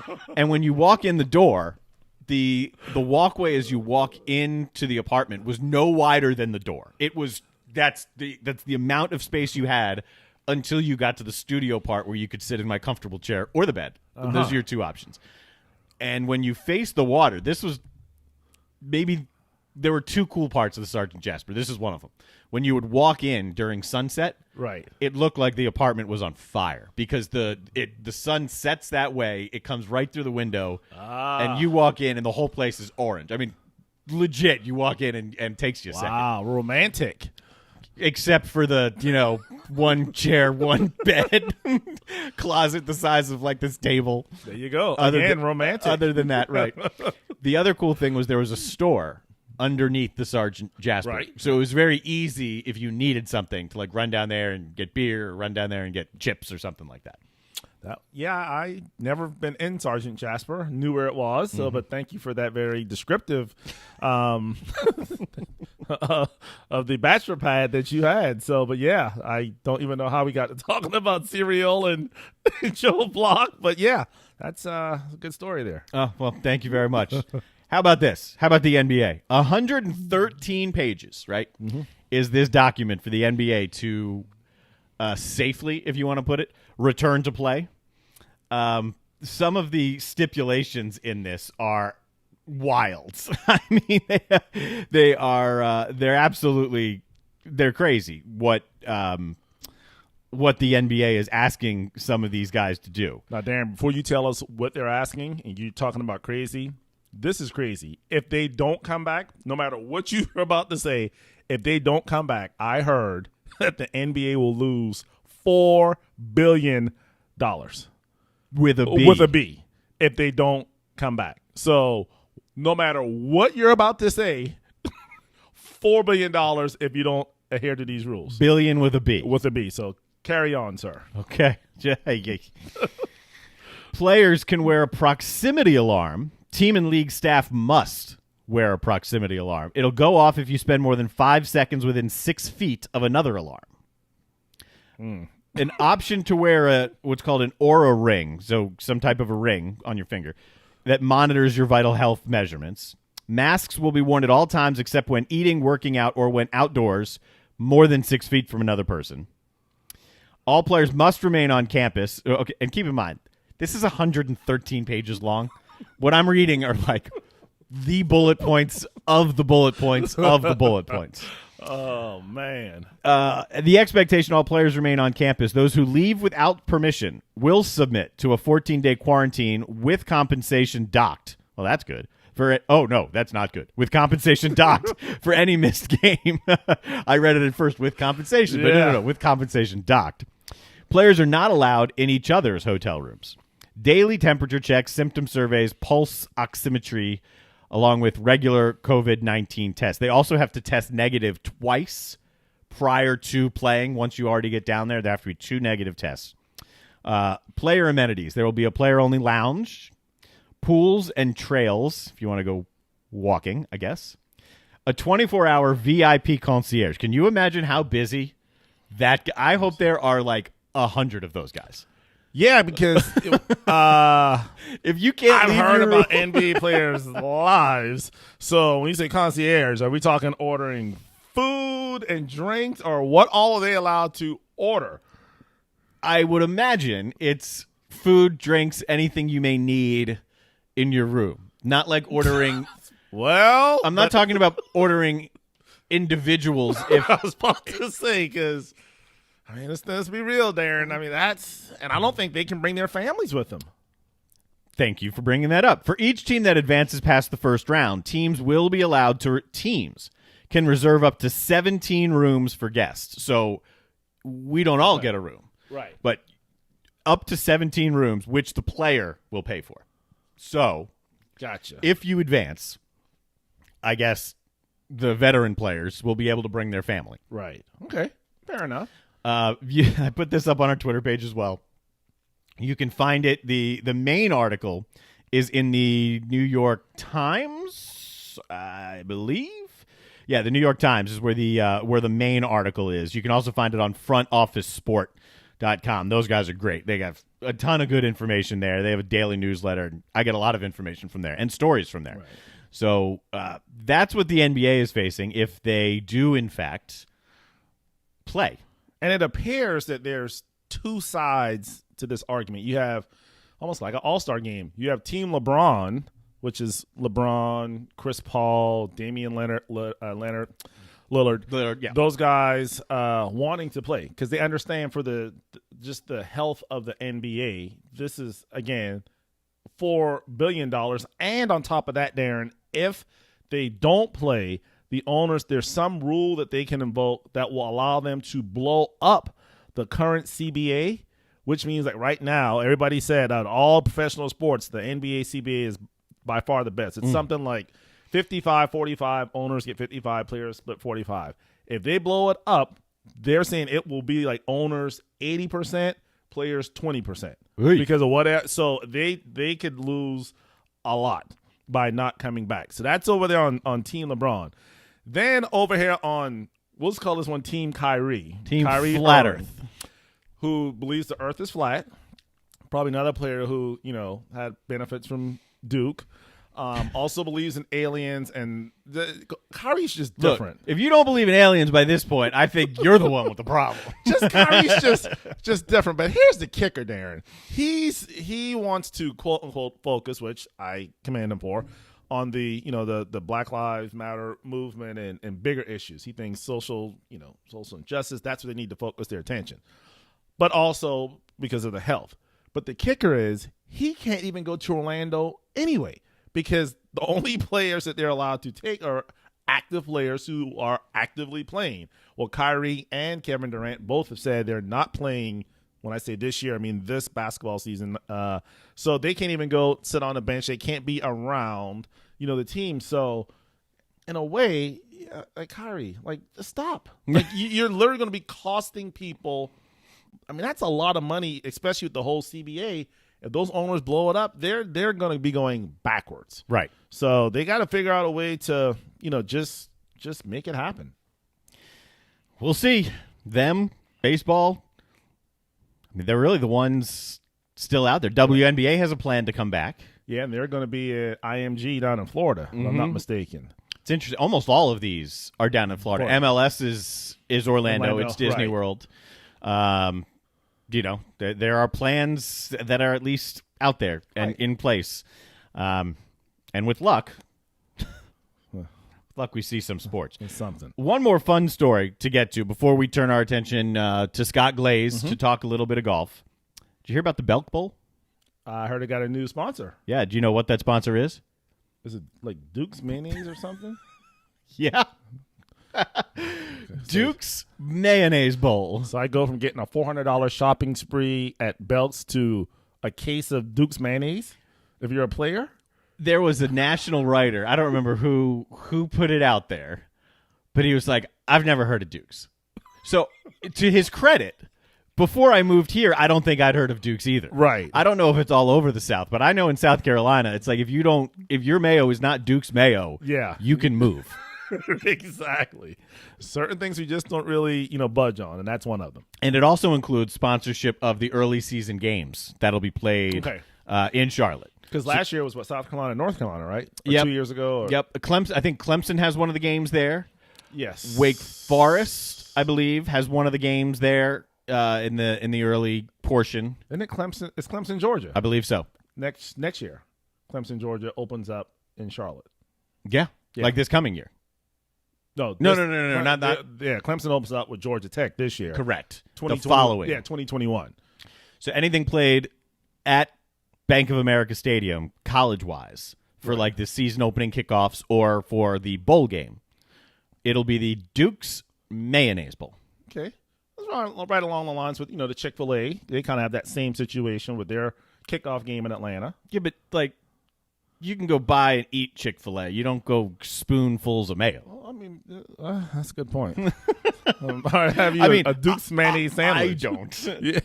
I mean, it reminds me of my grandfather. I mean, his favorite sandwich, Darren, was Duke's mayonnaise, a tomato with a little bit of pepper, and that was his sandwich. Yeah. I know a lot of people that I've met down here. Right. Not before I moved down here.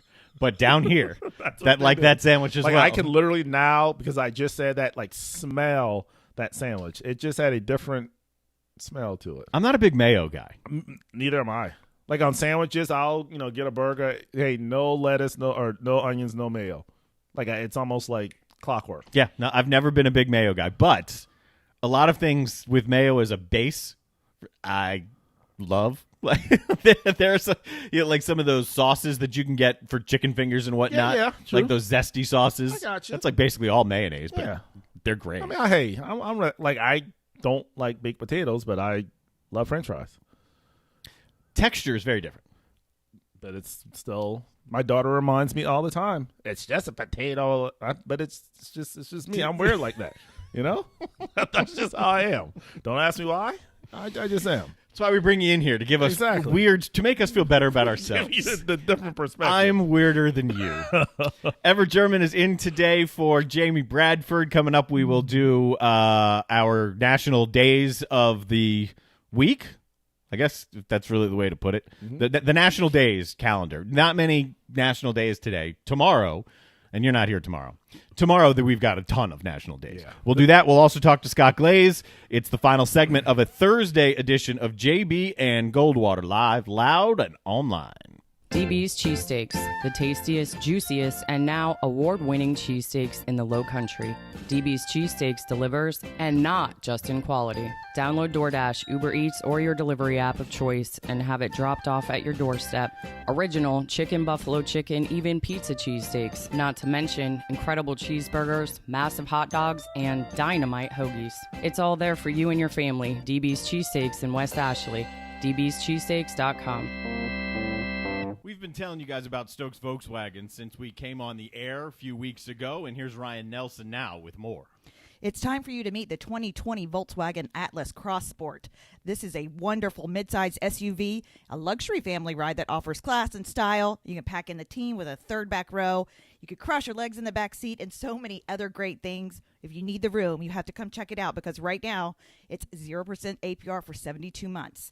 Go online to stokesvw.com. What's up, guys? It's JB. Obviously, things have been kind of crazy with the coronavirus taking over our lives. We're stuck inside with family, finding ways to be creative and probably tapping the liquor cabinet a little bit. If you don't have Patrick Davis's Whiskey Jam in yours, put on your mask and gloves and head to Bottles or Burris liquor stores here in Charleston. The Blackberry is my personal favorite on the rocks, but the original Whiskey Jam is Patrick's. So either way, you're winning with Whiskey Jam. WhiskeyJam.com, PatrickDavis.com.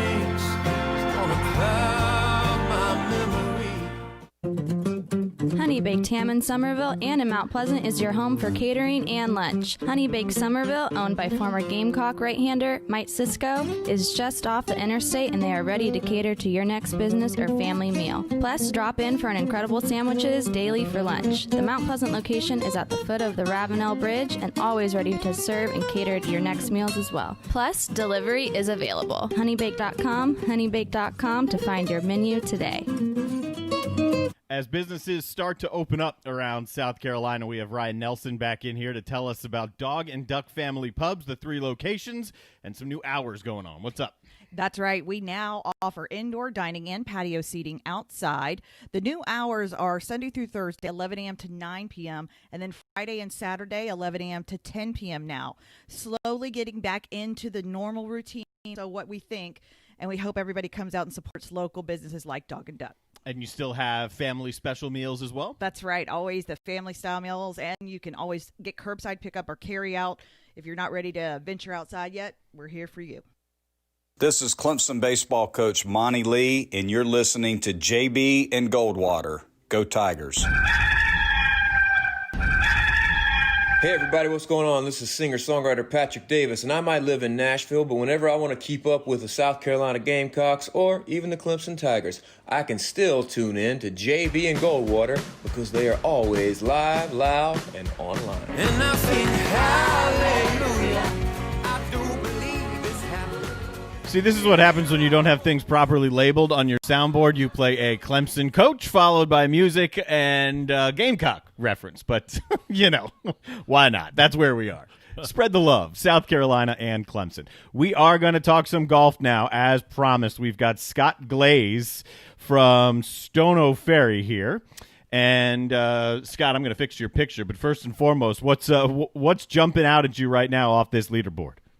Well, you know, we've got a busy day going on with some projects out here at Stono Ferry, so I'm looking at the leaderboard right now. What jumps out to me, is any South Carolina connection. This is a South Carolina event. For any of us that grow up playing golf in South Carolina, you want to play in and win the Heritage. It's our only hometown event. So looking at the leaderboard, Matt Neesmith jumps out to me. 5 under par, 66, shot that early this morning. Matt played at South Carolina, has said that Harbortown is his favorite course, and even proposed in front of the lighthouse, I believe, if I remember that correctly. True So story. that jumps out. That's really cool. Good buddy of mine, Wesley Bryan. He is also a University of South Carolina alum, and he won the Heritage in 2017. He had a great return today. Let me see where he is exactly. He's tied for 27th. He's 9, 2 under. He's not played on the PGA Tour since 2008. dealing with recovering for surgery. So that jumps out. You see a lot of guys that play well at this course at Harbortown, playing well, like Kevin Kisner, 68. He's actually my pick for this week, so hope that holds on. And the last thing that's jumping out to me right now, the last two things, Victor Hovland, 6 under. We saw last week Colin Morikawa almost win at Colonial, had that brutal lip out in the playoff. But he is one of these 3 young guns that are going to be names that you are going to hear for a long time on the PGA Tour. Victor Hovland played at Oklahoma State, which is a powerhouse school. He was teammates with Matt Wolff, who has also been a PGA Tour winner and is a hot shot on tour. And then the third is Colin Morikawa. He played his golf at Cal. He was a 2-time Ben Hogan Award finalist, which is a huge deal in the college golf world. So seeing him tied for third, he's trying to get that first win. He's going to be a name that you hear for a long time. And the last thing, Jordan Spieth shooting 66 with a triple bogey on the card. Yeah, that's you got to be hot to do that. So that's quite a card there from Spieth. And after kind of falling off a little bit at Colonial, but still a nice outing, he's off to a hot start this week. Jordan Spieth, yeah, you touched on him. He does fall off a little bit at the end last week, but we had talked last week about the fact that, look, maybe this was a chance at a course that he loves in Texas after a long time off to actually get back to playing like Jordan Spieth. What happened on Sunday? What was kind of his downfall that dropped him down that leaderboard? Well, he made, I believe, 8 putts last week over 25 feet. And he all season had made only 6 over 25 feet. The percentage from 25 feet, you've got a greater percentage to 3-putt. So to get the ball in 3 strokes rather than make it. So he kind of caught some lightning in a bottle earlier in the week and was making some putts that you don't expect to make. That's kind of Spieth's MO whenever he does play well, is he pours it in from everywhere. I mean, the dude can flat out putt. So he just didn't have that coming down the stretch. His proximity to the hole wasn't that great, and then was not subsequently making those long putts. What's interesting, we spoke about Colin Morikawa in terms of how important putting is in golf. Morikawa, in his short tenure on tour, is first in strokes gained in approach. So strokes gained, and I mentioned it last week, is your metric on how much better you are than the field or the average player. So he is first in approach. So that means he hits great iron shots close to the hole. He is, I think, 126th in strokes gained putting. That means he is not a good putter at all. And, well, I shouldn't say that. He's on the PGA Tour. He's better than me. By PGA Tour standards, not a great putter, and we saw that rear its ugly head there in the playoff where he had that nasty lip out. And if you look at that stroke, it's somebody who studies stuff like that. Not a great stroke, kind of ripped it inside and pushed it out to the right, lifted out, cost him a chance to win on the PGA Tour for the second time. But yeah, that's kind of where Spieth fell out. Just wasn't hitting the ball that close to the hole, and then just couldn't make those putts. It didn't do terribly, but not as well as he would have liked in order to win the event. Scott, Everett German here, and I was going to ask you, I'm not obviously a big golf fan. I mean, I watch it kind of sparingly here and there, but how big of it this week is it? Because, right now down in Hilton Head, all the big names are there, and normally they don't get these guys there because this event is usually held right after the Masters.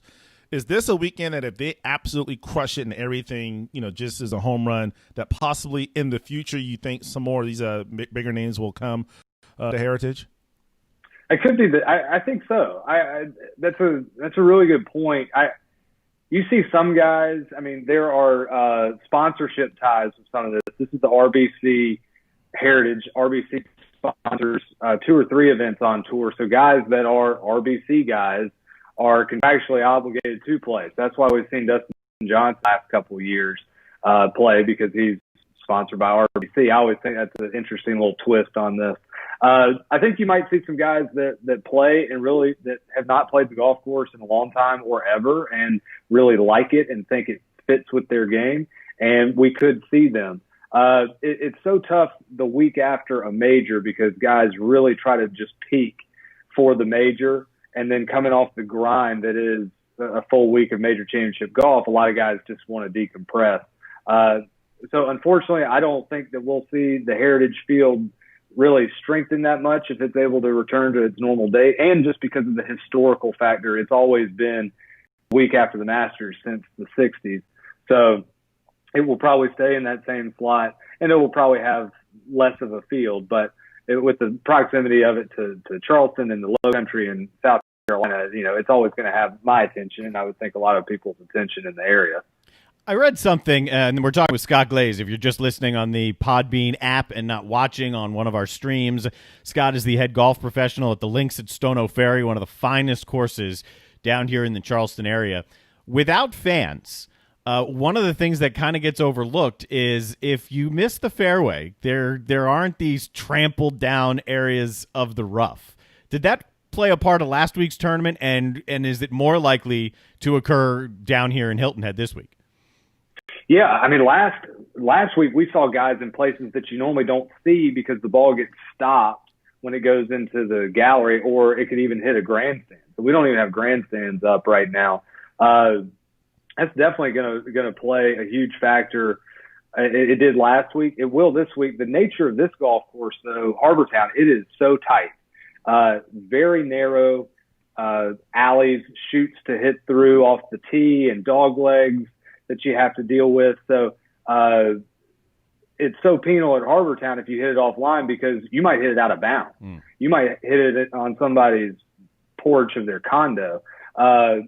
So that's going to be a real struggle this week. Ricky Fowler did an on-course interview on PGA Tour Live this morning, and he was talking about he feels like he's somewhat struggling because he's making some changes in his golf swing, but you have to get those reps in on the golf course during the tournament. You can't stay away from these tournaments while you're making changes. And he said this is not the best golf course to be making changes on because you can't have a big miss. You have to be so accurate at Harbortown. And I'm looking at the leaderboard now. Ricky's tied for 11th, shot 4 under. So he must have figured something out. But it's got to be strange for these guys because you get used to the buzz of an event. It's so interesting and strange at the same time at a PGA Tour event, because there's always a faint buzz in the air. Not everyone's dead silent. You might hear a cheer over from another side of the golf course. People at snack bars or merchandise tents or whatnot. And I'm sure these guys get used to that. This has got to be a different thing to now be in tournament competition, and it's just dead quiet like it is when you play at home. How about DJ? I don't believe he's ever won at Harbortown. Can he win it this time? No, and he should have won it last year. Last year, DJ had a lead going in the final round. I think he shot 77 or 78, really just fell down the leaderboard. And I think he could win here. I think it'd be great. Like I said, growing up in South Carolina, you want to win the Heritage. And before Wesley Bryan did it in 2017, no native South Carolinian had ever won the Heritage. So I think that's a storyline to watch this week. All the guys with South Carolina ties. Kevin Kisner, Dustin Johnson, Matt Neesmith, Bill Haas. But, yeah, DJ, his game before last year I did not think was suited for Harbortown. He's a bomber of the golf ball, can hit it offline at times. We call that, or they call it in the golf world, bomb and gouge. That's his game. Bomb it down there as far as you can and then gouge it out of wherever it is onto the green, try to make birdie. The thought is that, hey, if I hit the ball 330 yards down the fairway, I'm going to have a much shorter club into the green, so I can gouge it out a lot easier with that shorter club rather than laying back and hitting a mid-iron into the green. So that's DJ's style, bomb and gouge. But he's a streaky putter. Going back to putting, you got to make putts. So if his ball striking's on, he certainly can win. But as we saw last year, I mean, you can fall down that leaderboard in a heartbeat. And quick thing on CT Pan in terms of local ties, CT Pan not only won the Heritage last year and is defending champion, he's also a former Azalea amateur champion that's held annually at Country Club of Charleston. So he's got some low country ties. I was about to say, Scott, it seems like golf is really in a good position right now. Of course, when Tiger's in contention or Phil or some of the big names, ratings are going to go up. But right now, with really no other sports going on, plus you have what happened with the match and only being the only game in town, I imagine the golf world, they got to be pretty excited about what's been going on in terms of eyeballs and bringing that energy back to their game. Yeah, for sure. And I mean, the companies that are sponsoring these events, I'm sure they're ecstatic about that because the exposure of their name. Like last week, Charles Schwab getting all this exposure because so many people were watching the event. This week it's RBC. Next week it's Travelers Insurance. So I know they're excited too, just in a corporate sense. Yeah, this is great for the game of golf. During the whole pandemic out at Stono, we have seen so many people playing golf. It was, like you said, the only game in town. It was the only thing that you could do. I think it's great for the PGA Tour for exposure. I think it's great for the game of golf because some people are dusting off clubs or maybe they're starting the game because you can be socially distant and safe while doing it. And I think that's great. That's what we always, and myself as a PGA professional, we're always trying to grow the game. We're trying to find new players. New ways to get people into golf. You don't want a pandemic to do it, but it's certainly helping to gain people's interest. So I love it from that aspect. Speaking of social distancing, when I do play, which is not often, I'm so far away off from the fairway that there's like no one in sight. So I think I've mastered that social distancing in the woods. A lot of us are in that boat. For anyone who doesn't know, I mean, Harbor Town's one of the better courses, obviously. You know, in the Southeast, people who live here in Charleston oftentimes can go down there and play. What is maybe the defining stretch of Harbor Town? If you play, like Amen Corner at the Masters, if you play these few holes well, you have a better shot to win this tournament. You got to take advantage of the par fives. That's true on any golf course, but especially Harbor Town, you have to take advantage of the par fives. You got to take advantage of the holes that you maybe are able to hit the driver, especially for some of these big bombers. Whenever you can have a wedge in hand, you need to take advantage because there are going to be holes that you're going to have to lay back off the tee and hit a mid-iron into the green. And statistics show that the shorter the club, the closer these guys hit it to the hole. So you got to take advantage of when you do have that short club in hand. The defining stretch to me is 15 through 18. 15 is your last par five, and the entire course kind of winds through the property, tree line. Then 16 on the second side, it's a dogleg left, opens up then onto the Calabogie Sound, right there on the water. So all of a sudden you're going to have the wind play a factor. Then on your second shot, 17. Shortish par three right there on the Calabogie Sound, and has some very penal bunkers around the green, especially long. You don't want to go long there, very deep bunker. And then 18, very generous driving hole, incredibly wide fairway, widest on the course for sure. But you have to, A, fight the pressure of 18 in a tournament situation, B, fight the breeze and the conditions that you might get since you were right there on the water. And then you're coming into a small target. You do have a bailout area on the right. We've seen Davis Love chip it in from there to win this tournament before. And you've got the iconic red and white lighthouse there in the background to cap it off. And we've seen some great finishes on 18 at the Heritage before coming down the stretch. So 15 through 18 is definitely the stretch. And more often than not, that's where the tournament's won or lost on Sunday. Scott Glaze with us, the head golf professional at the Links at Stono Ferry. One more before we let you go. Who is your pick to win it this week? My pick is Kevin Kisner. South Carolina guy. He should have won this tournament. I think it was 2016. Jim Furyk beat him in a playoff. He has a couple top tens here. He is an excellent putter, and he's very accurate. Does not hit the ball a long way, but I did see a stat earlier in the week showing that the average driving distance of winners on the PGA Tour is somewhere in the high 290s, and this is in the past 10 years. The average driving distance of winners at the Heritage has been somewhere around 275. Wow. So Yeah, so Kisner does not really move the ball out there more than 300 yards. So this fits his game. He's not going to have to alter his game. And like I said, great putter, and he's got that South Carolina tie. Lives in Aiken, from that area, and so having that tie, you want to do well in this event.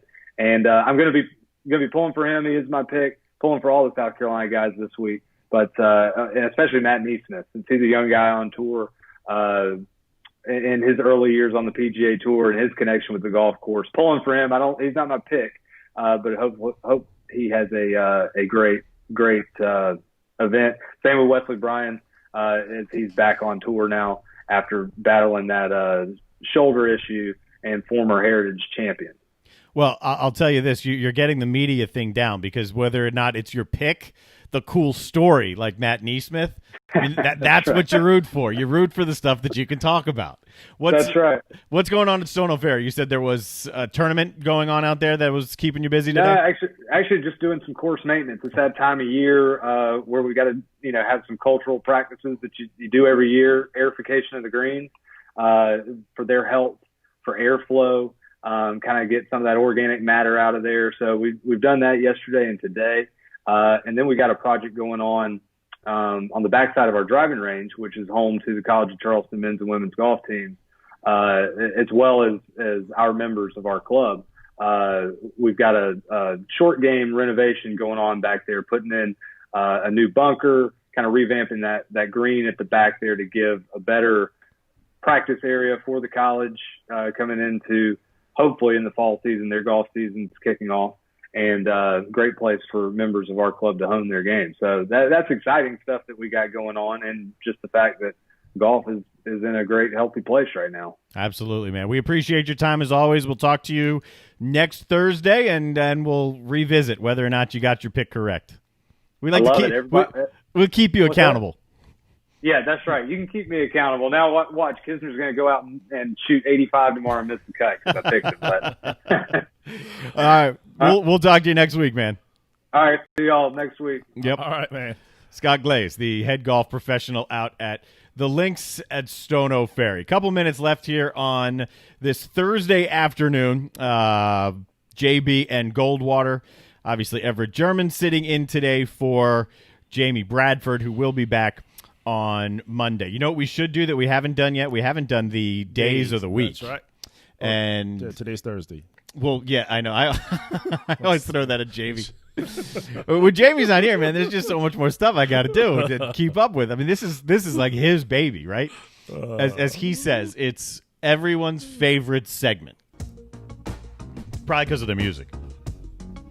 Now I also got to find my latest page of notes here, because I'm working like way down here. All right. Michael Jordan's in town, right? His boat is, at least, so he probably is. Yeah. Today is National Go Fishing Day. Yeah. So he caught like a 440-pounder at that last tournament. I saw that.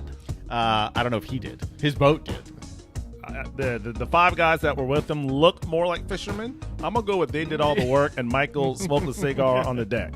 And paid him to do all the work. Exactly. and enjoyed the ride. So today is just 2 days. It's National Go Fishing Day and National Splurge Day. Actually, this has been Splurge Week for me.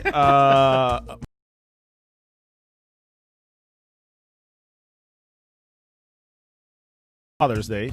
So you don't buy a gift for yourself. For no, but it's my money.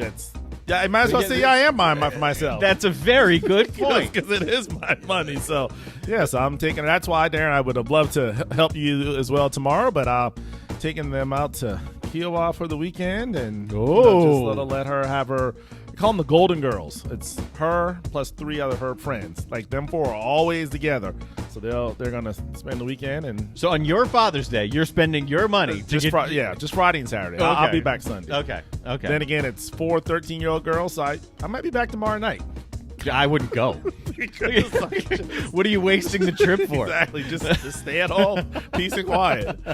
There you go. Your national days calendar today: National Splurge Day and National Go Fishing Day. Mm-hmm. That's what we're looking at today for our national days. I don't know the last thing I've really splurged on. Well, yeah, I do. equipment for what you're looking at right now. And it's very nice. Needless to say, you did not cut any corners. Oh, I cut many. I cut a lot of corners. This is a good setup right here. Well, I appreciate it. Then other than that, I don't know stuff I really splurge on necessarily. I guess the next thing is you could take the TV and put the TV there and then have the logo superimposed on the TV. So here's what I've been debating, because yes, I could do that. But also, if you watch when we have Skype interviews and whatnot, right, it looks like there's a flat screen TV and the interview is right here. So what I could do, because it looks good on remotes. It kind of looks. I don't love it right here. Well, and when you watch, I'll tell you, because obviously when I see it, it looks kind of crooked. It's dark. No, not crooked, but it's darker in here. So maybe also some more temporary lighting that would really illuminate it, because you can't see. That is what I need. And there's something. This is the good inside baseball, inside radio talk. There's something called a ring light, right? And if you watch the news anytime over the last few months, you've seen people doing reports, whether anchoring or stories from their house, and even from a sports perspective, the NFL draft, the MLB draft, when they went into draftees' homes, right? They had sent kits to the potential draft picks, and the kit was an iPhone to use as a camera, right? Which is what we're doing, and then a stand or a tripod, right? And something called a ring light, which is exactly what it sounds like. It is a big ring, and it is a super bright light. And that's what virtually everybody is doing in their home setup. I don't have that ring light yet. Especially, somebody like myself who's a little darker complexion, you don't necessarily have to worry about that, Darren, but it does help lighten things up and makes it a little more clear and visible. So, but the other thing I could do is over this, just on the general two-shot, which is what this would be called, right? I could just put a screen, like maybe some rotating video or something can go there, or or just the logo, or you have the you already know your topics. Yep. So if you have video, like for instance, today we were talking about Zion, you could have had him, I had a picture of Zion, or just some highlights of him, when he was at Duke. Yeah, I mean, and then this is solid. I stepped up the production game a little bit today, because I had a pretty solid idea of what I was going to talk about, right? And even I can have no idea what I'm going to talk about. Like this was not planned, but I did have pictures and stuff up that was rotating through, and it's actually surprisingly easy to do once you really get used to it. I learn about this system I'm using every single day. You always got to be learning every day, and that's why again you're gonna hit it big, because you're putting in the time. You're investing, you're splurging. So, an opportunity for you to get it to the way. And I know, obviously, you're, not a perfectionist, but you like things done the right way. Yeah. So you'll get it until you get it right. Yeah, and that's why I've tweaked it like 1,000 different times, because I get it. I'm like, yeah, that's good. And then I watch it. I'm like, no. And then I'm up here till 2 o'clock in the morning, like moving the table 3 inches. Just to get it right.